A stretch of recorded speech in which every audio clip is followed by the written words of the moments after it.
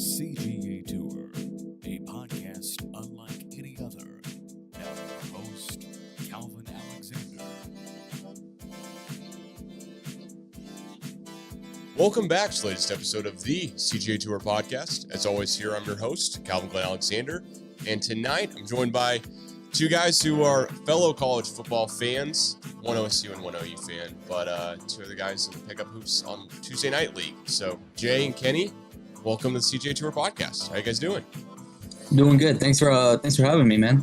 Yeah, of course. Same here, man. Same here. I appreciate you giving us the opportunity to do this. Yeah, of course. And if anyone's watching this on YouTube, shout out Kenny's background. And that is one heck of a setup you got there. Love the Kobe, MJ, whole deal.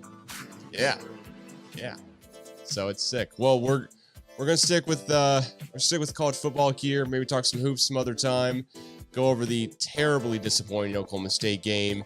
Talk a little bit about OU, West Virginia, and cover some of the other matchups from this past weekend, as well as pick up some Heisman picks, and then also go and look forward to hopefully a rebound for Oklahoma State, but OU hopefully, at least in my mind, hopefully they lose every game. But we'll talk about the OU game this weekend too. So that being said, Kenny, I think you and I probably know here if we'd say better win or loss, the OK State or UCF. So, I'm just going to ask Jay as the resident OU fan of the group. Jay, was it a worse loss for OSU or a better win for UCF? I think it's a better win for UCF. Honestly, ever since the OU game, they've actually been steadily being better, every game. So 2 weeks ago, they lost by 2 to OU, and ever since then, they had their bye week. And then they just seem to really get it going. So I won't be surprised throughout the rest of Big 12 season that they start winning more. I mean, I guess I wouldn't be too surprised either. They're now one win away from making a bowl game. So they had, of the 3 remaining games on schedule before they played OSU, they had, OSU at home, at Texas Tech, and then Houston at home. I would have thought, all right, for sure they'll lose to us because we just beat OU. And I say us fondly as the resident, as the OSU guy. But Kenny, do you disagree at all? I mean, they definitely looked really good, but I think OSU lost that game. I think it was their game to win, and they just shot themselves in the foot way too many times with those turnovers. I think they had 4. And so, props to UCF for what they did do. They ran away with it, but I still think OSU was probably the better team on the field. It just didn't show up on Saturday. There's a lot of me that really is curious why Ollie Gordon only had 12 carries. Of course, he wasn't having a lot of success, but at the end of the day, you keep giving the guy the ball, keep feeding him. He figured he'd score more. And a lot of that has to be said too, of you're not going to run the ball that much if you're down basically 24-3 going into half, you're 24-0 going into half, and you have to just score nonstop to try to stay in the game. It just hurts when your quarterback's the one turning the ball over all the time. And then you have to use the same guy to go back out there and really try to put him on him. The one thing I'd say, though, too, is that UCF, it's a great win because they put up 45 points. But OSU, it doesn't take us out of Big 12 championship, at least consideration. Got to win out. Got to have other few things break OSU's way. But it's not a whole deal breaker, I'd say. Right? Yeah, I'd agree with that. I mean, they still have a chance to get to the Big 12 championship, but you can't lose from here. And you have to hope, Texas and OU, maybe one slips by them. Yeah, I think we're all weirdly enough right now Texas fans and just hope K-State loses due to the weird Big 12 tiebreaker rules. Of course, OSU has to win out. OU could win or lose. I don't think it necessarily matters because OU's in the driver's seat right now. But the weird tiebreaker rules that I've been reading about where basically because OSU, K-State, and OU don't all play each other all together, there's some weird tiebreaker rules where right now, if everyone wins out as scheduled, OSU's not making the Big 12 championship. Now, I don't understand it all perfectly, but one would hope that, this wasn't the worst loss of OSU season, that, basically the earlier loss of the season against South Alabama was the worst one, but that was not a conference game too, which helps out a lot. in the whole standings and the whole maybe we can make it to Arlington. Probably have our hearts broken, but who knows? I'll be optimistic the week of. The weeks leading up to it, I will not be at all whatsoever. But the week of, I will no longer be skeptical. I'll be like, oh, we're winning it for sure. Because definitely that's got to have the attitude. Jay, I want to ask you, and in on this one with the OSU part of it, though. Do you think OSU could make it to the Big 12 championship and have a fighting chance against Texas if it's them? Against Texas, I think there's definitely a little.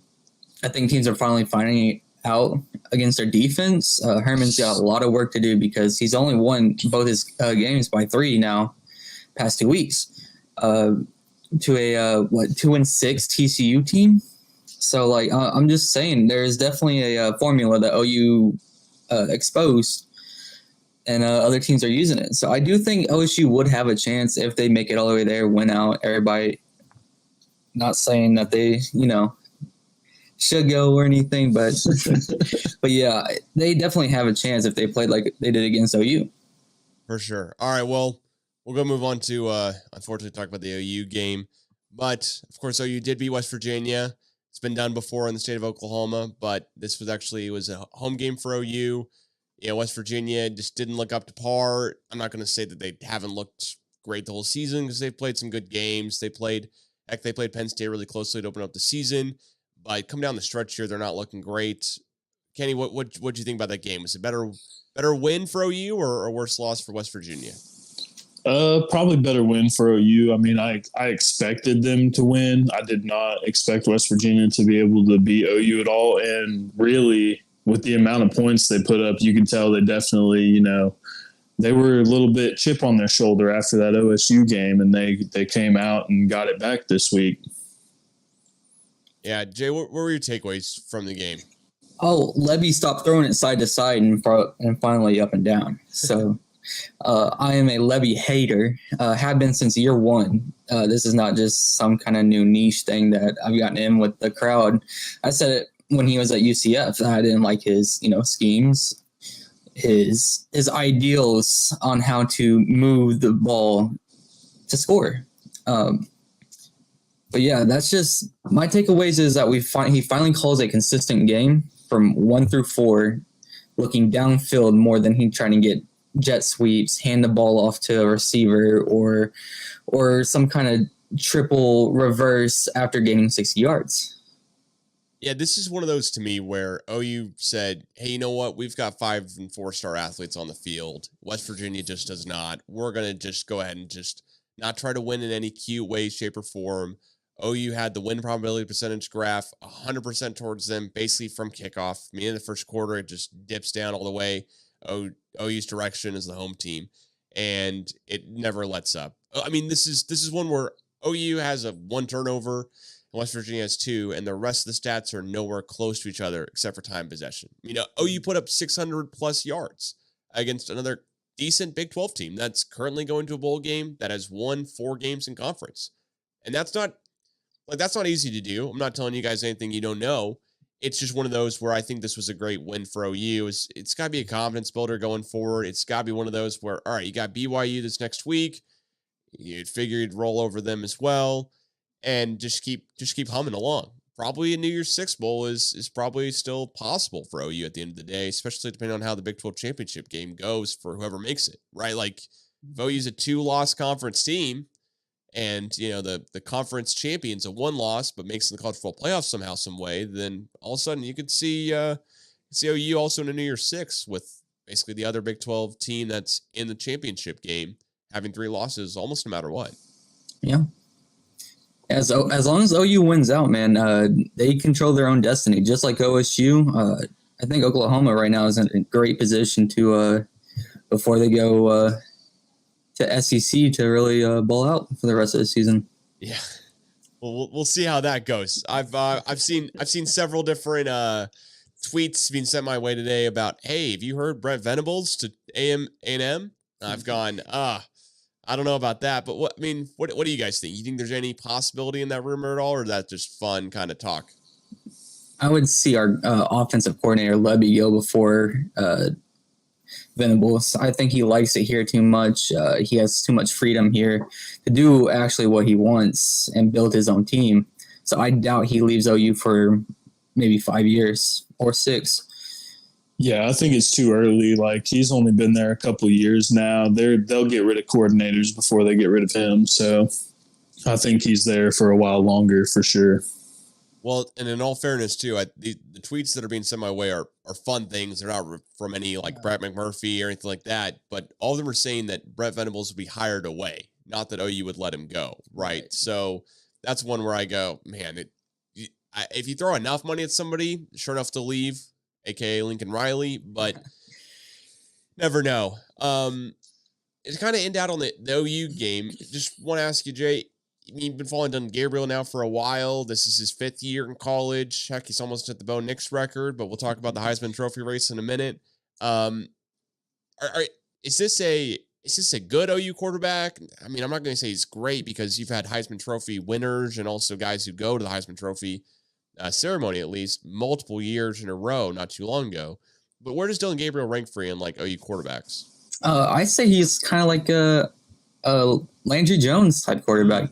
Consistent, not too many turnovers. Like, yeah, we've had some troubles past, 2 weeks, but realistically, he's high completion, low turnovers. But I don't think he's got that next step like Baker Mayfield, Kyler Murray, Jalen Hurts when he was here for the year he won. But I'm just saying, like, he's just kind of like the tier underneath, pretty much.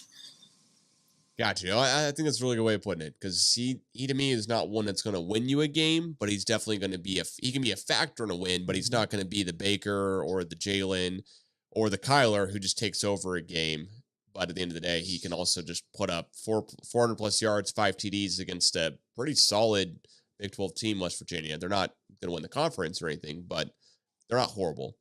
All right. Well, with that being said, yeah, great point. Just take care of the ball and everything will be all right. Yeah, and he's been doing decent enough at that. I don't think he's been making any award ceremony hype just because he has lost 2 games for OU, and that's not the norm, right? OSU, that'd be like, oh, he only lost 2. That's great. I mean, especially before Gundy came on board, and recently OSU is expected to win 10 games, but not too long ago it was a little bit different. So now want to move away from the state of Oklahoma here, but just a little bit, talk to you guys about what I thought was a really interesting, at least Big Ten matchup. You got Michigan versus Penn State, 2 top 10 teams. Of course, Michigan's like number 3, and by the time you listen to this podcast, recorded on Monday night, November 13th, by the time you listen to this, the College Football rankings will be out, and it could have all shifted around. What were you guys' takeaways from the Michigan-Penn State game? I mean, kind of re-ask the better win or worse loss for Michigan-Penn State. Oh, definitely worse loss for Penn State. I will say they definitely could have done something more, especially with Harborough not being on the sideline. I think they had a chance for a while, but I think Michigan's defense is a lot better than their offense, and that's what they rely on. And that's what they did the first half before they started running away with it. So that's just my takeaway. 8 passes from a quarterback on a ranked 3 team. You just don't see that very often nowadays. Not at all. Kenny, what were your thoughts on the game? Yeah, I agree with Jay. I think, Penn State, they had a chance. They kept it closer than I thought it would be for sure. But they just couldn't get over the hump, and Michigan, of course, wins it, So I think Penn State, if you're a fan of theirs, you're scratching your head like, why couldn't we get, the lead and take this game away? Yeah, to me, I'm going to disagree with you guys a little bit. I think it's a better one for Michigan because this is a game where Penn State should have every single chance going for them. They come in, they don't have Harbaugh, it's at home, they have the whiteout deal going, like you've got all this stuff going for you, and Michigan just resiliently keeps winning. And I would also say, if I'm Michigan, I'm probably not stealing play calls right now. This is probably the worst time to be cheating when you got all the turmoil going on. But they're somehow still able to win games when they, when Jay, you said they attempt 8 passes, complete 7 of them for 60 yards. But we don't see college football games like this anymore, especially from a major Power 5 team that's I mean, undefeated, 10-0. Granted, they haven't played anyone, but when they do play somebody and they go to their place and they beat the Penn States of the world, we'll see how they do against Ohio State later on this year. But it's bizarre to me because so often I think of like the Michigan teams of, okay, we always hear about Brady when I don't remember Brady playing for Michigan. I'm way too young for that. But I do remember, seeing Michigan have different quarterbacks and different, wide receivers, and that's how they're winning games, under Harbaugh and also before Harbaugh when they had Rich Rodriguez and others as well on campus too coaching. So for me, this is just it's really weird to see a team score 24 points and have 0 through the air and only complete 8 passes. Like, doesn't Penn State just at some point go, okay, we just know you're only running the ball. We're not even going to, we'll put one safety just on the 20, but other than that, we'll try to run it. And Michigan was still super successful doing it. So, yeah, not only successful, they were getting like 20, 30 yards plus before they get into the red zone where they took their time. Like, it was impressive to see that, what do they call him? I can't think of the caster's name, but he gave Hollywood Brown his name. Yeah. Is it Gus? Gus? Yeah. And yeah, he was calling him something the great, and he was running all over Penn State, like 20, 30 yards of carry, or every once in a while. Like, he just break out on no play action attempts or any trying to move the linebackers back. He just was breaking out for massive chunks of yardage. Yeah, this is such a weird deal too, because several players, including the interim head coach, went and said, we did this for Harbaugh, which, all due respect to those who have dealt with rough issues in the past, Harbaugh is dealing with allegations of cheating scandals. This is just a weird storyline for ESPN to just be throwing in our faces, and also Fox Sports, etc. We're not seeing this as Harbaugh, unfortunately had a death in the family or, just something like that. This is he may or may not have been part of some things that definitely happened that aren't allowed to happen. You can't have coaches go to other games, for sure. And we know that happened. So it's just such an odd deal when this many players and the interim head coach are we're doing it for him. I understand hyping up your team and all that type of stuff of, hey, you know what, we're really going to get after there. And, hey, guys, we're doing this for Harbaugh. He's not with us. But just a weird line to draw, I guess. Well, the late game of the night on Saturday was Oregon versus USC. Again, 2 top 25 matchups here that I want to talk about. Can I ask you, what was your takeaway here? Caleb Williams couldn't do it, couldn't pull it off, but he really hasn't been able to of late. So what was your takeaway from the Oregon-USC game? That was exactly my takeaway. I was like, what is going on with USC? We thought, Lincoln Riley, Caleb Williams, you think offensive juggernaut, and they just haven't been able to get anything done. Now, credit to Oregon. Oregon's been playing very well. Bo Nix, he's in Heisman talks and everything like that. But you just think about the fact that, people were talking about USC, going to the college football playoff, and here we are. And what is this, their third loss in a row? Fourth. So, I don't know what's going on with them, man, but that ship is sinking fast. Yeah, I don't get what's going on with USC. My one big takeaway from the game is that USC was supposed to be better on defense this year. They got I'm forgetting the middle linebacker's name for Oklahoma State. Oh, Mason Cobb. He transferred to USC. Mm-hmm. He's probably getting a lot big NIL money. There were several other defensive guys who transferred over to SC. Alex Grinch went over to USC. I don't think he's there anymore, but there were other reasons why USC was supposed to be better this year than just Caleb Williams. This wasn't Caleb Williams runs back to Heisman and he has no one else with him. This was, okay, well, he's got a good defense, and granted, Oregon only scored 36. In some games they've scored 50 plus, or at least close to it against Colorado, for example. But this is such an odd deal when you have transfers in, they just end up looking worse and worse every week. They don't build together as a team when you have the transfers. Instead, they just kind of decline at the end of the day. I don't know, Jay, is there vendetta against Lincoln Riley still there at all, or were you ever that big of a deal with him? I've never hated Lincoln Riley. I think he's a great offensive mind, one of the best. Even his little brother at TCU last year did really well before he moved over. I don't remember what college he moved to, but he definitely has a great offensive mind. That's why most quarterbacks under him look Heisman caliber. However, I think him as a head coach, I just don't see any greatness. I don't see, most of the teams that he's taken, both teams now that he's taken over, have actually done worse or steadily declined. He's actually got the same record from the previous coach at the same time. So I'm just saying, like, Lincoln Riley, I believe he came up too fast, got the reins too fast on two colleges, two great colleges, two, Power 5 colleges that everybody knows. Do you think it's because of his coaching style? Like him being a player's coach, you think, Well, that's what made him great. Just take advantage of it, basically, is what I'm trying to say, when it comes to putting the work in? Yeah, I mean, Caleb's still generational talent still, but, like, I don't know how to explain it. It just seems that they've gone downhill no matter what, no matter who he's taken over. So, and the talks of him going to the NFL too, like, I just don't see it anymore after, the last 2 years. Maybe when he was offensive coordinator under Bob Stoops, and Bob Stoops had that defensive mindset, and he could just focus solely on, let's win Big 12 championships and get beat out in the first round of playoffs. I could definitely see a team, kind of like how the Arizona Cardinals hired, what's the guy's name? I'm blanking right now. Cliff Kingsbury? Yeah. I could definitely see like an NFL team going, all right, you know what? We're going to go ahead and draft Caleb Williams. And then Caleb goes, the only way I'm actually going to sign with you and just say I was all behind closed doors is if you go ahead and hire, Lincoln Riley. You hire my guy.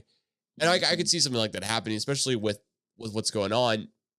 But I just took a second here to look up like the defensive yards per game. USC is not the worst in the Pac-12. That's reserved for Stanford and Colorado. But they're not far off from the worst. They're allowing 446 yards a game. But the other team that is also allowing more than 400 yards a game is Washington. And I know they got Penix Jr. I know he's incredible.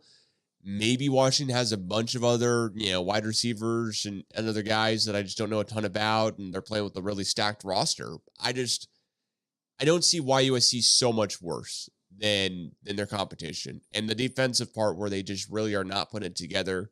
Just to kind of stop, the funniest thing would be like to stop a nosebleed, right? Like you have that bend but don't break mentality. It seems like USC is just breaking every chance they get. They're really not able to hold up. They're not able to hold a second half strongly together. And Colorado and Stanford's not a group you want to be in, but you're not too far off of Washington, who's arguably going to win the Pac-12 too. So it's just an odd deal overall there. Not really sure I understand it myself. All right, well, the next ranked matchup we had was, it was down in Georgia. It was close to the hedges there. It's Georgia Ole Miss, where, hey, we had a Spencer Sanders appearance, former Oklahoma State quarterback. Indeed. But it was not because that Jackson Dart was throwing it so well and Ole Miss was up so much. Instead, it was kind of the opposite reason, where they were trying to get as many guys on the field some playing time, if I had to believe it. So, Kenny, I'll ask you here. Better win or worse loss for Georgia and Ole Miss? Man, that's a tough one, because it's like Georgia's one of those teams you just know they're going to win no matter what. I like to say they're the new Alabama. Alabama's taking a little bit of a slide down, not too much, just a little bit, but Georgia will beat anybody on the CFB landscape. That's just how it is right now. So I don't know which way I would go on that, to be honest, because,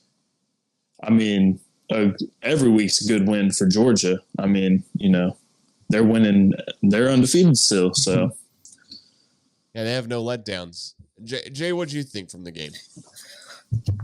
Georgia's Georgia. They like to give you a heart attack in the first half of their fans. Like 14-14, you're looking at that. You're like, oh, okay, Ole Miss is, pulling that old SEC trick where, like it was Auburn and Alabama. Auburn would, take a game away from Alabama. I was thinking, okay, it's going to be a good game. But that Bowers kid, healthy, best tight end the game. Great route runner, good blocker. Like, you can't, like, if you would give a Heisman to a catching, like a tight end or a receiver, he should be at the top of the list.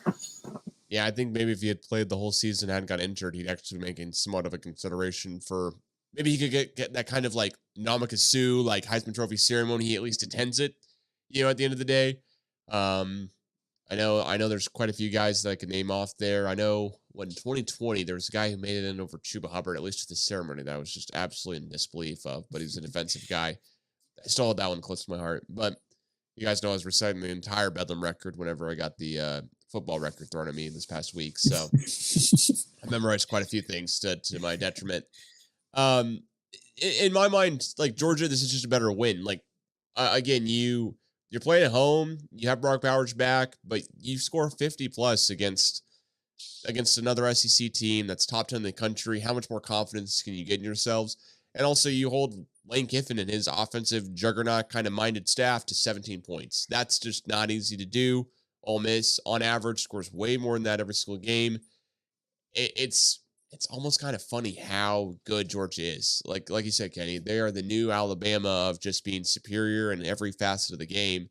And it almost doesn't matter who's back their quarterback. I mean, you got Stetson Bennett, who he got drafted in the NFL, but he didn't even get a college degree, but he was there for 6 years. And now I'm kind of roasting the guy a little bit. But point being is, like, he's not the guy. Like, no one was looking at Stetson Bennett like, oh, he's Baker Mayfield type of guy who also walk on, also, not really recruited at all, etc. No one's looking at Stetson Bennett going, oh, he's winning you games. You're instead looking at the Georgia defense, the Georgia team. And now Georgia puts a brand new quarterback in there. Carson Beck, first time really starting a bunch of games. And he looks like he's just taken over the reins. Hasn't lost a beat. Hasn't lost a step. So that was a great one for Georgia. They'll probably be, if I had to guess, they'll probably be ranked number one on the college football rankings just because Ohio State just didn't look the greatest ever. But then again, like, they didn't play a top 25 team this past week. So I think it's a little bit to do with it there too. All right, well, last one we're talking about before we talk about a little bit more of the next topic here is Washington versus Utah. So, Jay, I'll ask you, better win or worse loss for one of those two? Oh, worst loss for Utah. 7-point game, that last interception kind of just, they had a good drive going. I'll say, like, Washington, that quarterback, he's a baller. He's dynamic. He's got that little extra step. He can make things happen. Even in close games like that, I won't, bash Utah. Utah's a good team. They're, 16th in the nation at the time, and they were looking mighty and high after beating USC.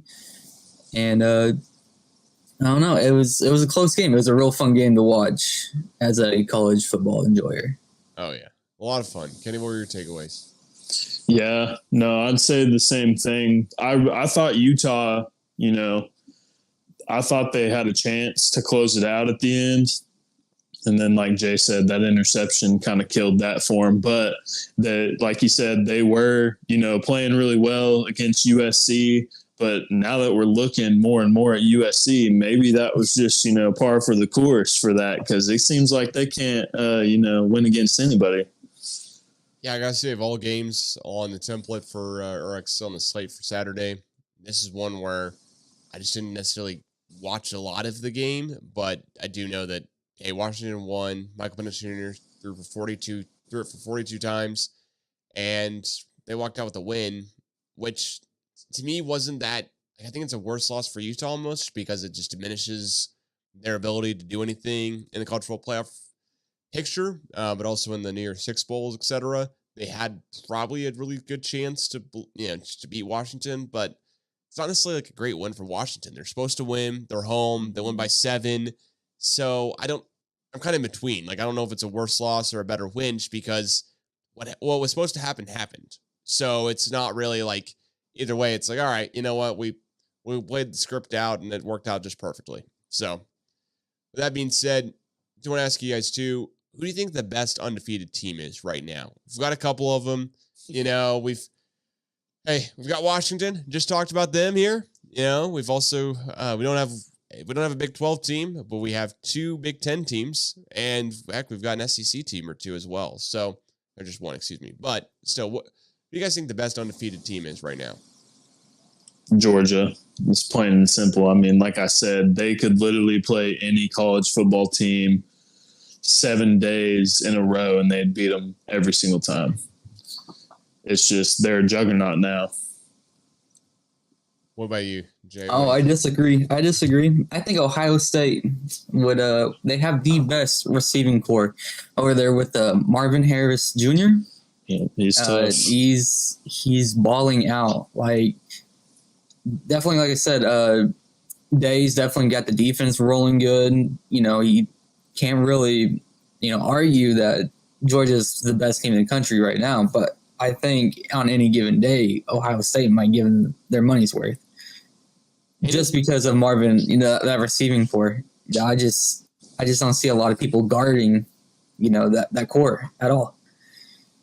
And any thoughts at all about Florida State? They played LSU, so they had somewhat of a non-con schedule where they actually did play somebody, and they played Duke, who at the time was 16th in the country. I know now it might have gone a little bit up and down from there. They don't really have anyone else on the schedule the rest of the year. They just beat Miami this past weekend at home by 7, but they're also undefeated. I just want to throw their name in the hat here a little bit for discussion. Yeah, I mean, they're undefeated. I watched that Miami game. There's that number 3 kid on that little slot receiver from Miami that just absolutely exposed their secondary. So I'm not too high on Florida State. It was kind of like last year or was it 2 years ago where it was the Notre Dame Florida State game. Everybody was talking about Florida State, and they had a real good game and then all of a sudden just fell off the face of the earth. I feel like they're just scraping away with wins from, their nobody conference. Mm-hmm. Yeah, I would say the same thing. If they went out, they could make it to, the playoff, but as soon if they play somebody else, they probably won't be doing much, I would feel. Yeah, I'm siding with you, though. I think it's Georgia, and that's really just from looking at who they've played so far. I don't think granted, they didn't play no one in the non-conference schedule, and they still get to play Georgia Tech later on this season. But for as far as the SEC teams go, I just think the SEC is tougher overall than the Big Ten. That's kind of where it lies at the end of the day. And Georgia versus Ohio State head-to-head, I would trust Georgia just to be able to shut down the playmaker for Ohio State, Marvin Harrison Jr., who probably should get some Heisman consideration over some other guys. But, I'm kind of probably 60-40 there. Not truly, just at the end of the day, just loving Georgia. But then this Alabama game here on December 2nd, that'll be a real test to see what happens between Georgia and Alabama. That'll be one I'll circle for sure.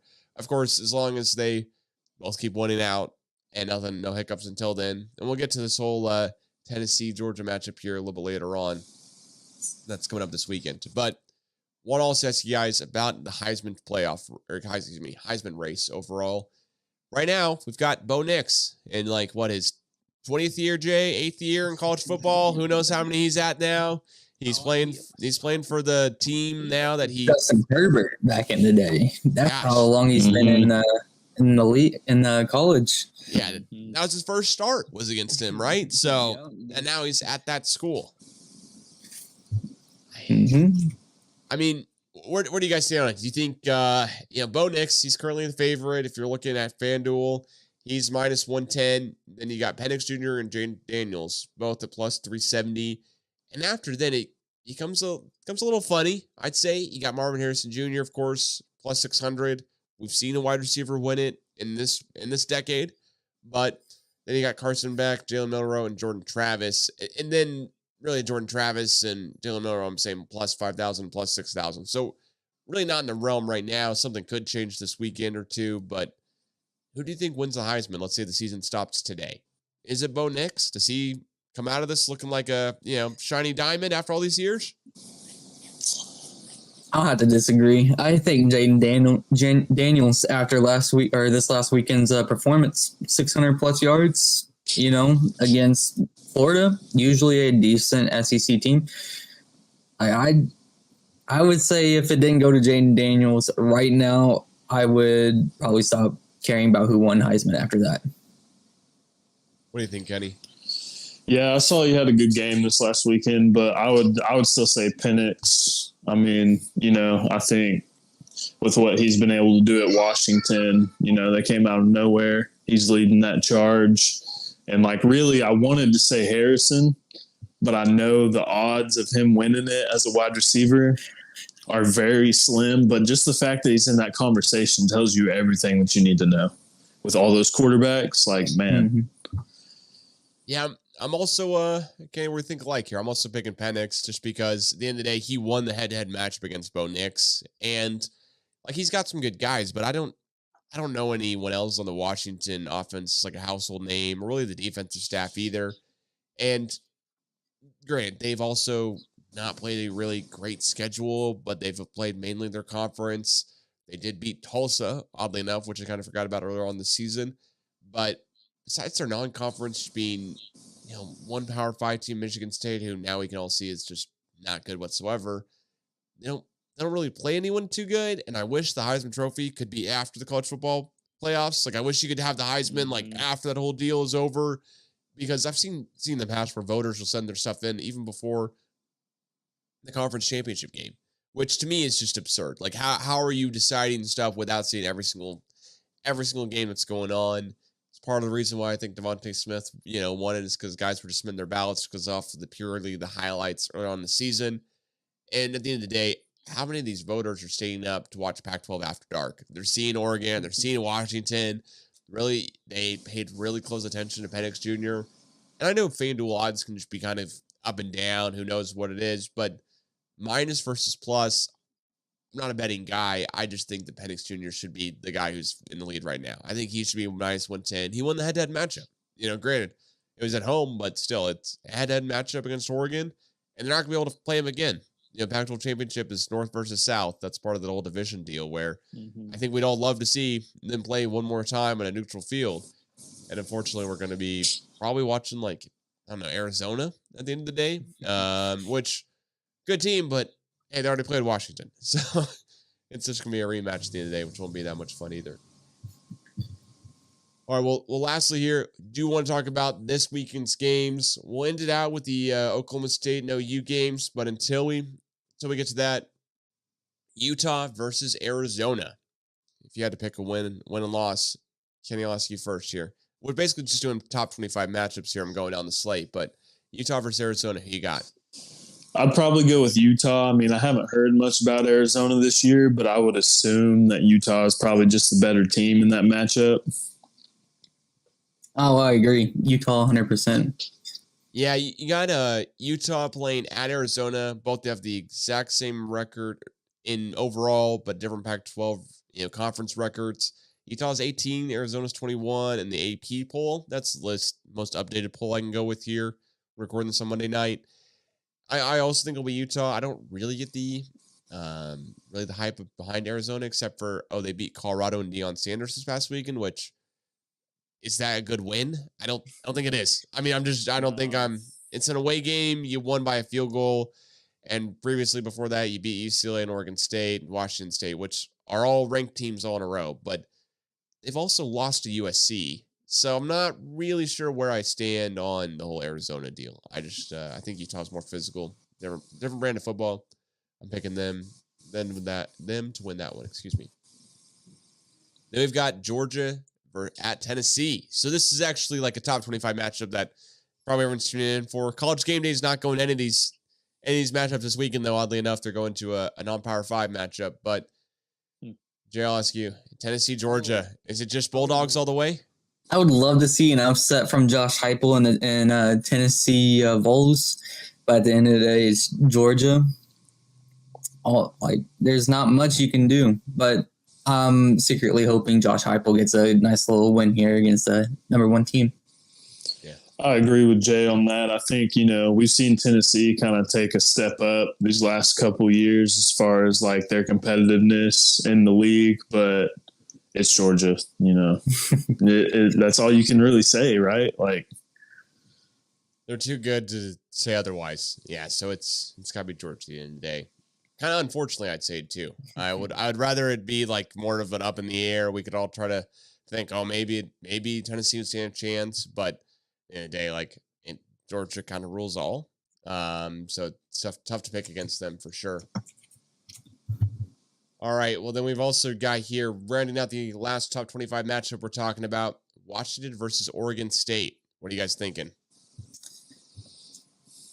We'll go with Washington. Yeah. I think there's a good consensus going, which is basically we're all picking the favorites, but also it's already kind of like written down. I don't see why, why it wouldn't be Washington winning at the end of the day. Oregon State, granted, they got them it's at Oregon State, but Washington's not too far of a drive, and they've been playing really, really lights out football so far. So also picking them. But now we get to at least talk about our own teams, which maybe know a little bit more about. Talk about that OU matchup against BYU this weekend. Is there any reason at all why BYU would stand a chance? I mean, they're on the bottom part of Big 12. I don't see them putting much fight, but that's what I thought about UCF. I think Levy's finally back in the right direction, throwing the ball downfield, using a tight end, so I don't see much of a chance for BYU, to be honest with you. Yeah, I'm going to agree with that. I think, BYU historically is one of those better programs, but as far as this year, I've been very disappointed by their performance in the Big 12 so far. So I don't really think, there's a whole lot they're going to be able to do with what OU's bringing to the field on Saturday.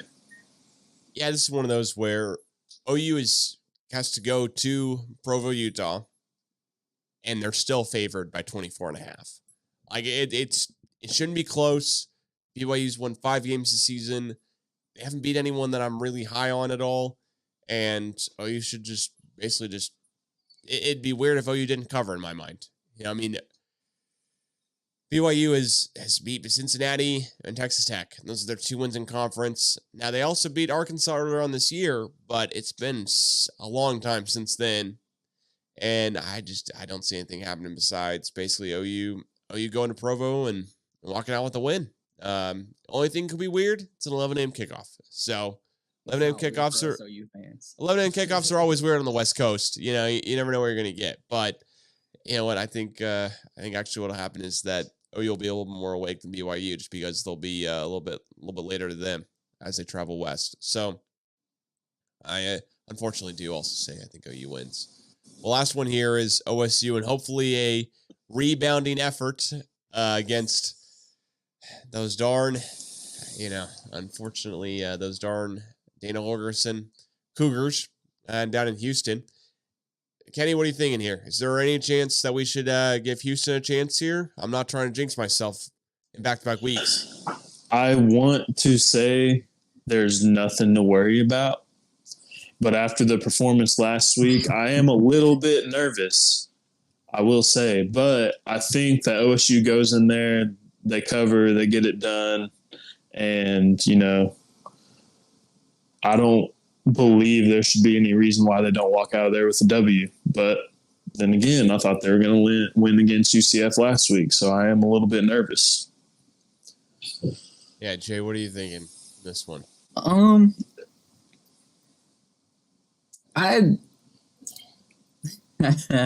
They did keep in one score of Texas 4 weeks ago.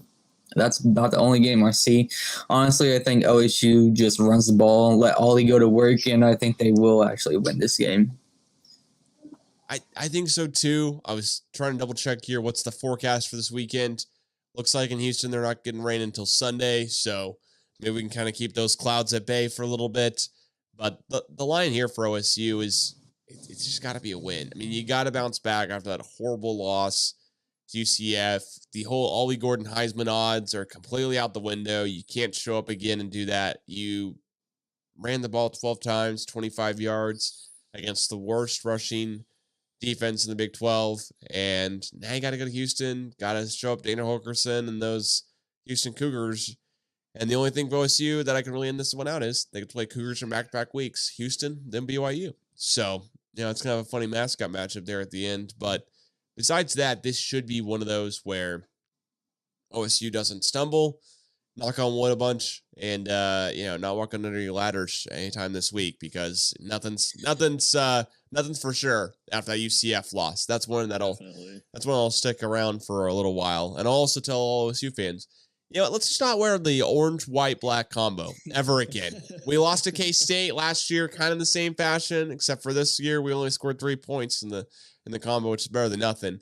But man, that was one of the tougher games to watch, and unfortunately, I did watch the entire game because I couldn't look away. It was just it's just hurtful at the end of the day. You had to go get a couple of drinks after that one, though, for sure. So, if anyone's curious, Fuzzies now does margarita flights. So, I can do the free promo and advertising for them there. Well, hey, thanks so much for you guys for joining on this episode. Any shout outs, last minute thoughts here as we basically go into college football? What are we on week 10, week 12, 11? Gosh, I was wrong both ways. So I don't know if that's going to be it. I just say follow at the CGA Tour on Twitter and Instagram. Try to build up the podcast a little bit more. Thank you guys again for joining. Yeah, thanks for having us. Appreciate it, Calvin. Yeah, thanks so much. And see you guys tomorrow night basketball. Fingers crossed the weather holds out. So Yes, sir. we'll be good. Kenny, stop scoring on me so much, all right? You got to give me a break, all right? My dad's asking me why I've got a swollen thumb. It's really tough. Oh, goodness. All right, that's my own fault. I stubbed my thumb on my own hand trying to intercept a pass. So I'm just not telling a lot of people that. So if you listen to the literally last 12 seconds of the podcast, you'd know the info, but who knows? So thanks again, guys, and we'll catch you again soon. Go Pokes.